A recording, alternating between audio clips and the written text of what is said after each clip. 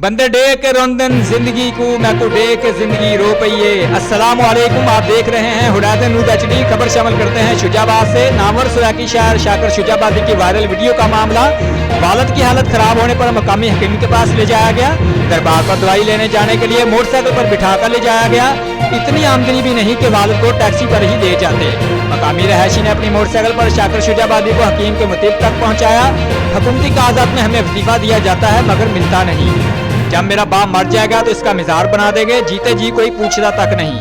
मैं खुद जिगर का मरीज हूँ। हुकूमत कौमी सतह के शायर पर रहम खाए। हुकूमत ने भाई को जमादार की नौकरी की ऑफर की। शाकर शुजाबादी के बेटे का शिकवा। वजीर आला पंजाब उस्मान बुज़दार के हुक्म पर असिस्टेंट कमिश्नर नासिर शहजाद डोगर ने शाकर शुजाबादी के घर का विजिट किया, उनसे मुलाकात की और इलाज के लिए मेडिकल बोर्ड बना दिया गया है। Report Abdul Shakoor Sidhu, divisional bureau chief Bahawalpur, Hurriyat news HD।